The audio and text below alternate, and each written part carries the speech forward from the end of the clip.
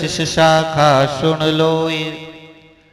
राम नाम मुख बोल, जो मुख से राम नाम का सुमरण करता है, भजन ध्यान करता है, सदगुरु शुक्राम जी महाराज कहते हैं कि वो गुरु के समान है।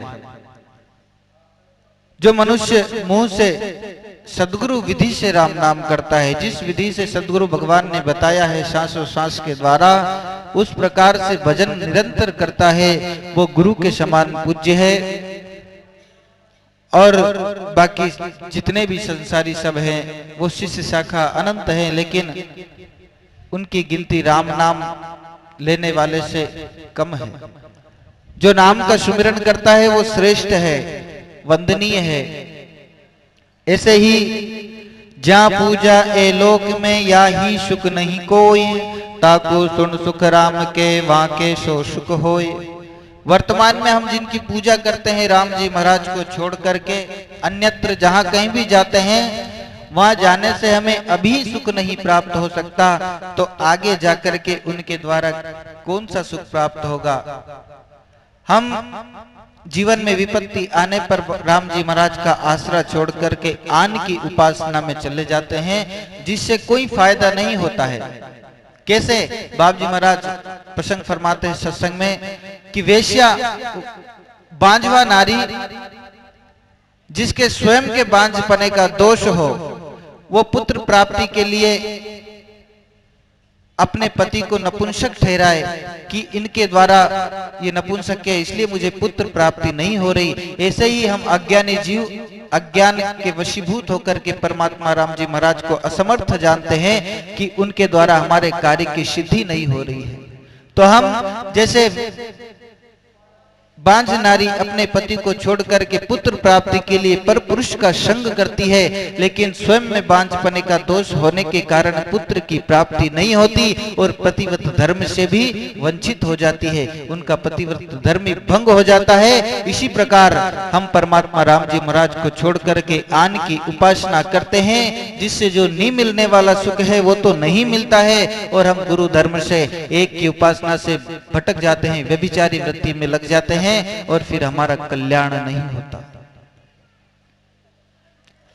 आन की उपासना से इस लौकिक शरीर में भी किसी प्रकार का सुख नहीं मिलता, तो आध्यात्मिक सुख तो बहुत दूर की बात है।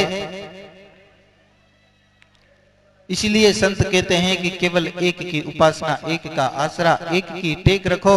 राम जी महाराज को छोड़कर के आन की उपासना ना करो। ललपत सु सुख राम के हर नहीं माने कोई, तन बिन अर्प्यो पीव को फर्जन कैसे होए। और परमात्मा की भक्ति कैसी करनी चाहिए। बिना मन से कोई भी काम करो सफलता नहीं मिलती। कार्य कर रहे हैं लेकिन मन अगर उसमें लगा हुआ नहीं है तो हमें सफलता प्राप्त नहीं होती है। निज मन से कार्य करने पर ही सफलता मिलती है। ललफत यानी बिना मन के कोई भी कार्य करो किसी प्रकार का लाभ नहीं होता। परमात्मा नहीं मानते, बिना मन के परमात्मा को पुकारो तो वो नहीं मानते। अंतर से भाव होना चाहिए। परमात्मा को पुकारने के लिए हृदय में जिज्ञासा उत्पन्न होनी चाहिए। परमात्मा का नाम लेते हुए आंखों से अश्रुपात होने चाहिए। हृदय में उनसे मिलने के लिए एक तड़प हो, तब परमात्मा उस विरही जन की आवाज को सुनते हैं। जैसे स्त्री अपने पति को अपना शरीर अर्पण नहीं करती है तो उसे संतान की प्राप्ति नहीं होती। तन बिन अर्प्यो पीव को फर्जन कैसे होए। ऐसे ही हम अपने आप को परमात्मा को समर्पित नहीं करेंगे, अपने मन को परमात्मा को समर्पित नहीं करेंगे, पूर्ण समर्पण भगवान के चरणों में, सदगुरु महाराज के चरणों में नहीं करेंगे, तब तक कल्याण नहीं होगा।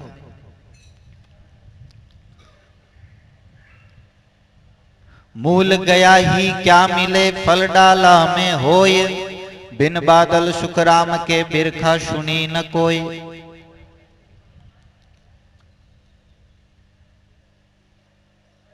जैसे बिना बादल के बरसात नहीं होती है और मूल को पकड़े रहने से फल हाथ नहीं आता।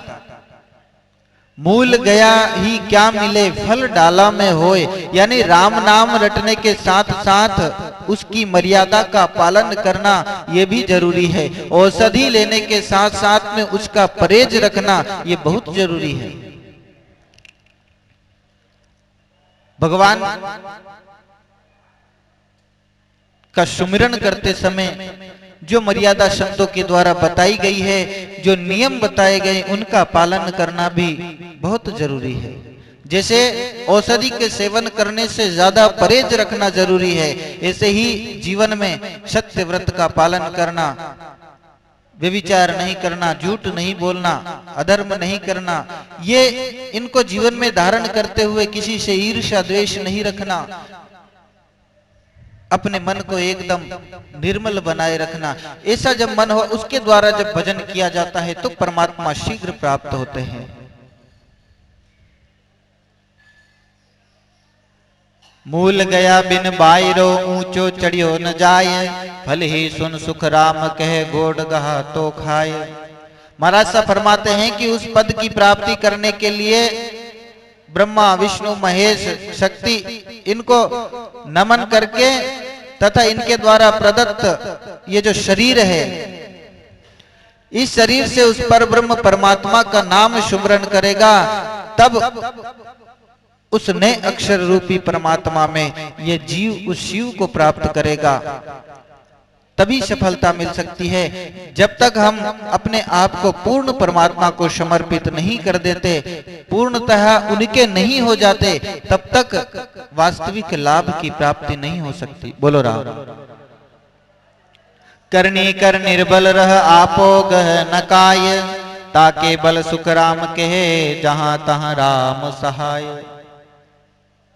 अपना कार्य तो करता रहे।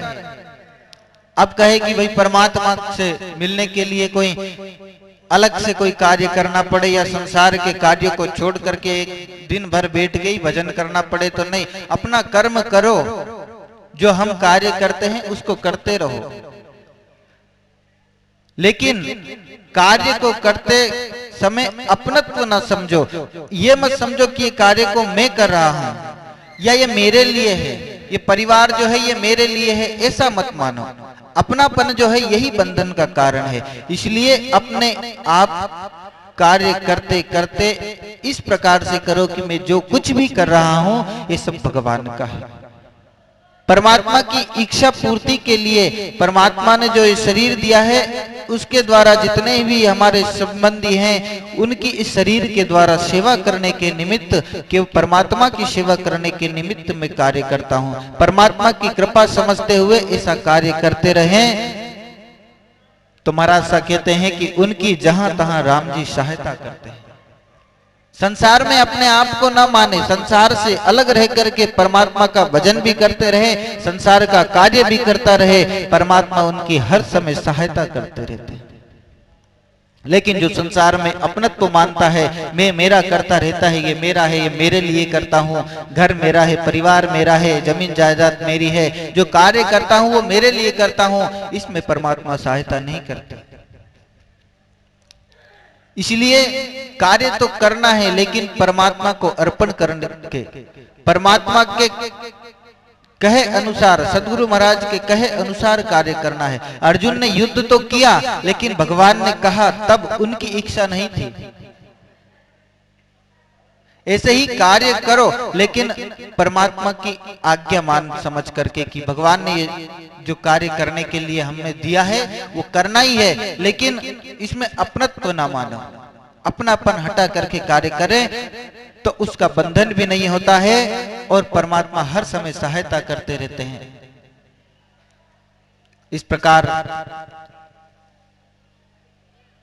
जब भजन जीव करता है तो उसे उस केवल्य पद की प्राप्ति होती है। सदगुरु महाराज के बताए हुए मार्ग के अनुसार पराभक्ति जहां उदत ताई ऐसा चल होई, भजन भाव नहीं ज्ञान सोच सांसो नहीं कोई, सुख दुख एक समान नाई शिशकारी आवे, तीन लोक की गम आहार पैसे भर पावे, केस नख नहीं सूधरे जीभ स्वाद नहीं कोई, पराभक्त सुख राम कहे जहां ऐसा छल होई।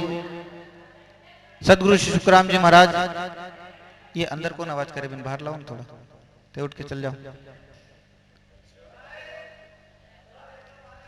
पराभक्ति जहां प्रकट होती है वहां ऐसा लक्षण होता है। सदगुरु श्री सुखराम जी महाराज अपनी पराभक्ति के अंग में कहते हैं कि ना तो भजन, न भाव, न ज्ञान, न सोच, न संशय, उसके लिए सुख दुख बराबर होते हैं, दुख का अनुभव नहीं होता। तीन लोक यानी खंड पिंड ब्रह्मांड का ज्ञान रहता है, आहार भी साधारण रहता है, केश व नखों को सुधारने का कोई भाव नहीं है, जीभ के स्वाद का भान नहीं है। ये लक्षण पराभक्ति के हैं। जो उस परमात्मा की भक्ति करते हैं उसके अंदर ऐसे लक्षण आते हैं।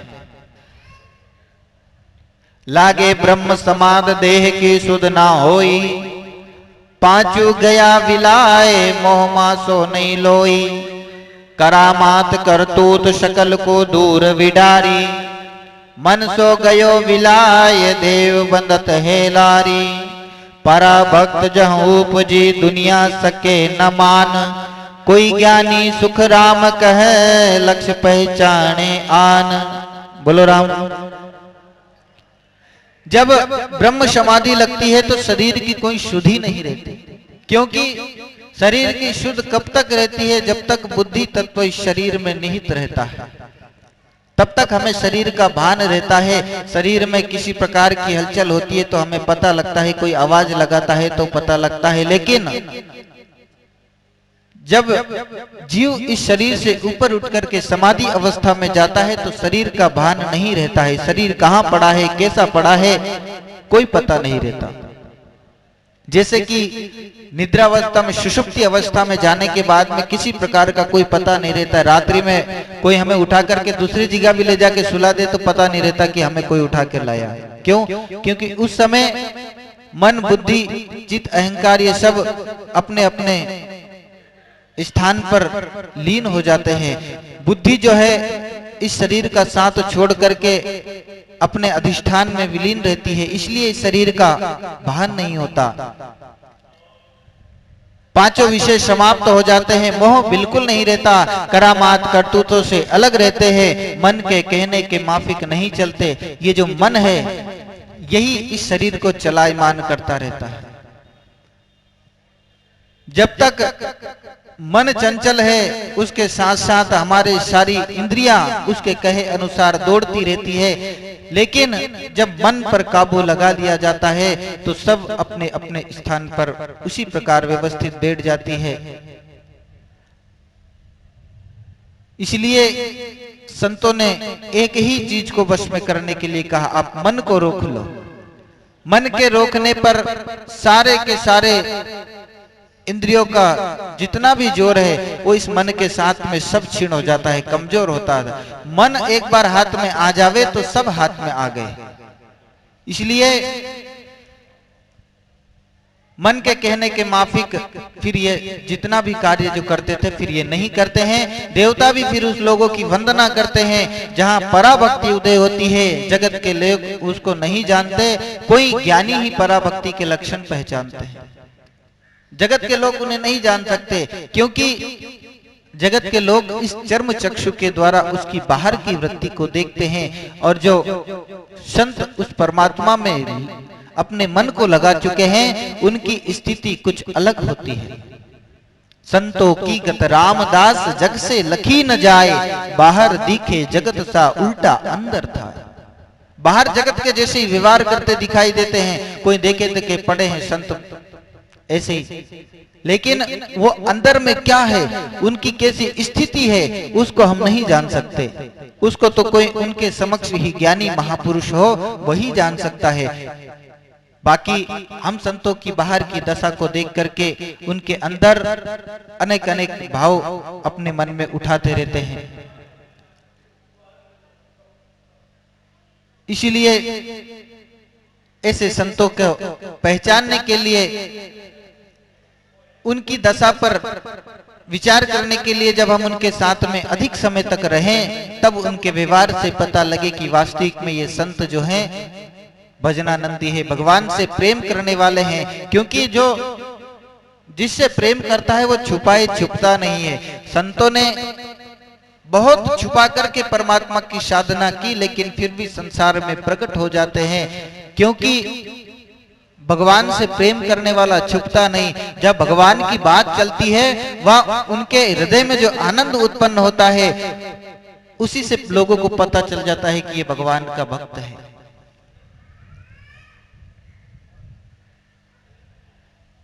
पराभक्त के नेम प्रेम क्रिया नहीं होई, कूची मुद्रा जोक जब साधन नहीं होई। हरस क्रोध नहीं शोग कर्म एको नहीं बांधे, गुण इंद्री सब जीत सुरभ साहिब दिस साधे। आया कु मेटे नहीं लेन काहू नहीं जाय, ये लक्षण सुख राम कहे पराभक्त जहाँ कहाय। नेम प्रेम और क्रिया नहीं होती है भक्त के अंदर, क्योंकि भक्त उस स्थिति पर पहुंच जाता है जहां उसे देह का भान नहीं होता, इसलिए उसके नेम साधन इत्यादि सब स्वतः ही छूट जाते हैं। कई ऐसा कहते हैं भाई हम भगवान का भजन करते हैं तो किसी प्रकार के नियम का पालन करना अब हमें उचित नहीं, लेकिन संत ने ऐसा नहीं कहा है। जब तक आपको देह का भान है तब तक शरीर के सारे नियमों का यथोचित पालन करना ये मर्यादा होती है। जब हम भगवान के नाम में गलतान हो जाते हैं, इतनी उच्च स्थिति पर पहुंच जाते हैं कि स्वतः ही जगत के सारे जितने भी नियम कर्म है सब स्वतः ही छूट जाते हैं, छोड़ना नहीं पड़ता। इसलिए परा में नेम प्रेम और क्रिया नहीं होती, न कुंजी न मुद्रा न किसी तरह की साधना होती है, न जप न किसी तरह का साधन किया जाता है, न हर्ष है न शोक है न खुशी है, नहीं किसी तरह का कर्म बंधन रहता है। तीनों गुणों को सब इंद्रियों को जीतकर सुरत परमात्मा में लगाए रहते हैं। जो उसमें आनंद है, जो संतोष उस परमात्मा में है, उस आनंद का अनुभव करते रहते हैं और किसी भी प्रकार की किसी भी चीज को प्राप्त करने की इच्छा नहीं करते। क्योंकि जब परमात्मा मिल जाता है तो संसार की इच्छाएं स्वतः ही नष्ट हो जाती है। संसार की इच्छा कब तक रहती है? जब तक पूर्ण ब्रह्म परमात्मा की प्राप्ति न हो तब तक हम छोटी छोटी चीजों की इच्छा करते रहते हैं। लेकिन जब सारी इच्छाओं को पूर्ण करने वाले पूर्ण ब्रह्म परमात्मा की प्राप्ति हो जाती है तो सारी इच्छाएं समाप्त हो जाती है। ये पराभक्ति के लक्षण है। जात पात कुल नाय निरख बंदे नहीं निंदे, बिन सतगुरु कहूं जाए साध कोई नहीं बंदे। धर्म कर्म सुन पाप करत देखे जग माही, सरस निरस नहीं होए बंदे निंदे जुग माही। अद्भुत चालज अगम है मोपे कही न जाय, पराभक्त सुख राम कह केवल सम कहाय। पराभक्ति जिनके हृदय में उदय होती है, उनके जात पात कुल परिवार संबंध ये किसी भी प्रकार का नहीं रहता, सब छूट जाता है। किसी को देखने पर निंदा नहीं करते, किसी को देखकर स्तुति नहीं करते, किसी को देख करके दुखी नहीं होते, किसी को देख करके प्रसन्नता नहीं करते, ना किसी की महिमा करते हैं ना किसी की निंदा करते हैं।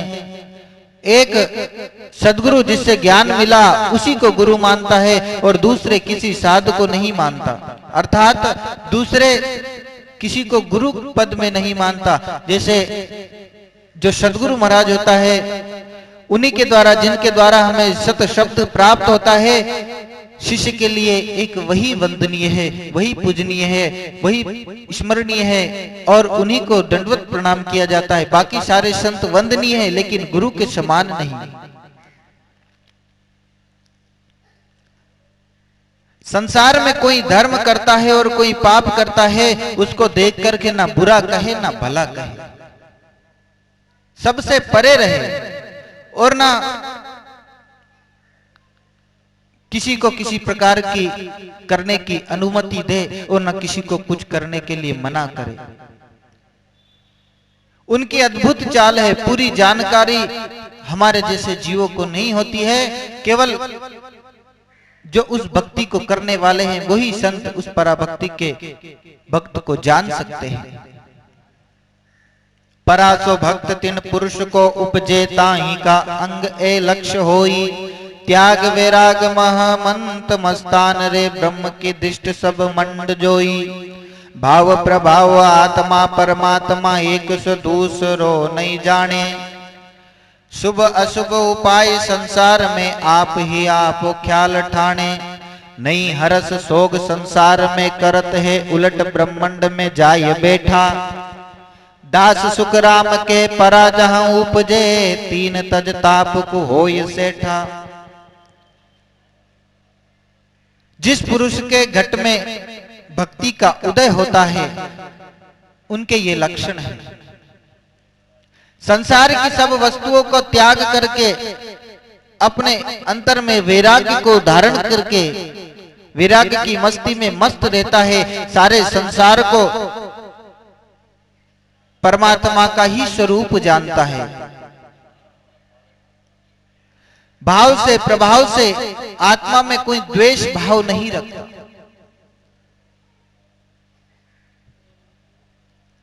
संसार में अच्छे व बुरे उपाय हैं, लेकिन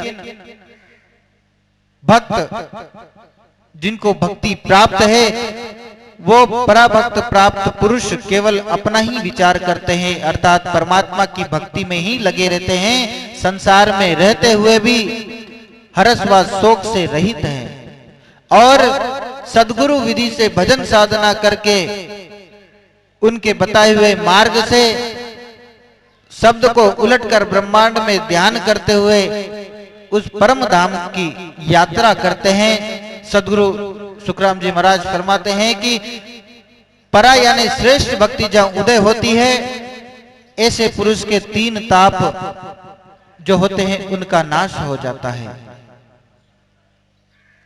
आध्यात्मिक, आदिदेविक और आदि भौतिक, ये तीन प्रकार के ताप होते हैं। जो भक्त भगवान की भक्ति में लग जाता है, नाम के स्मरण में लग जाता है, उनकी ये तीनों प्रकार के तापों से छुटकारा मिल जाता है। आदि व्याधि और उपाधि का उन पर कोई असर नहीं होता। सबसे निरपक्ष होकर के संसार में विचरण करता है, ऐसे भक्त का लक्षण होता है। अन्न मुख माय को देत है, ग्रास को नीर जल पाविया पीत भावे। अपना आन ओढ़ाए को ले चले, रिजना रील दिल माय आवे।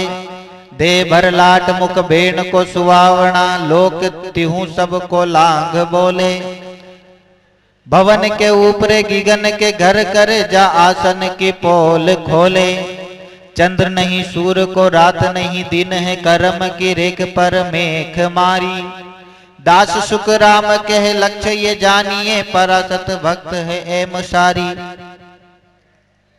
पराभक्ति जब उदय होती है तो ऐसे पुरुष को मुंह में अन्न प्रसाद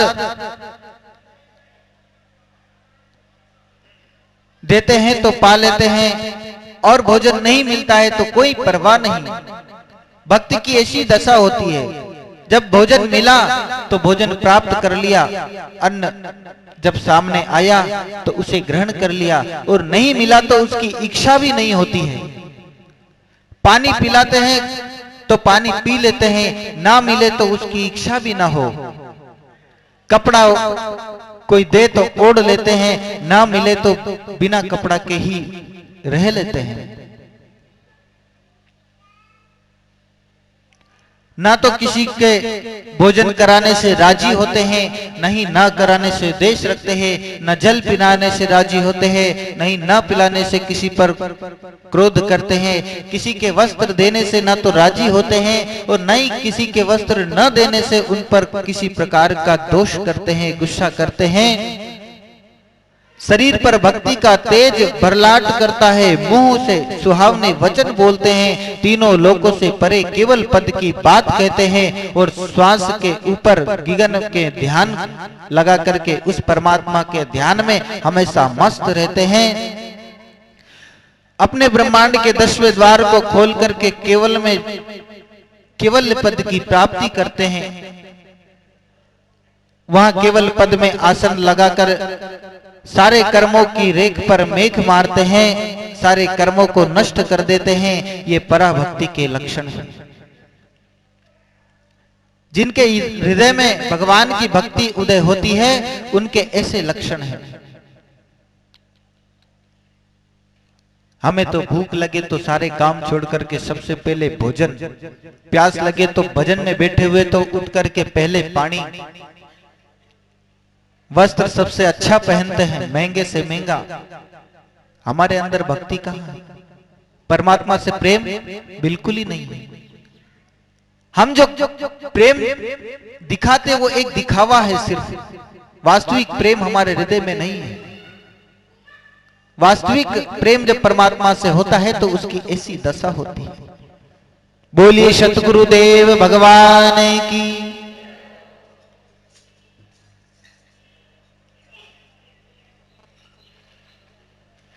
हमारे अंदर में वास्तविक परमात्मा से प्रेम, वास्तविक जिज्ञासा अभी उत्पन्न नहीं हुई।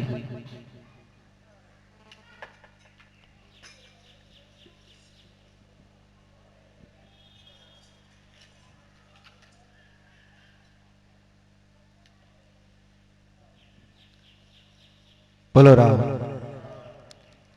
इसलिए हमें संसार की वस्तु अच्छी लगती है और परमात्मा अच्छे नहीं लगते। हमारे अंदर में भक्ति का उदय हो इसलिए नित्य प्रति सत्संग करना चाहिए, संतों का संग करना चाहिए। आगे का प्रसंग कल के सत्संग में श्रवण करेंगे। बोलिए सतगुरुदेव भगवान की, अनंत श्री दरियाव जी महाराज की, सतगुरु श्री सुखराम जी महाराज की, श्री वाणी जी महाराज की। राम।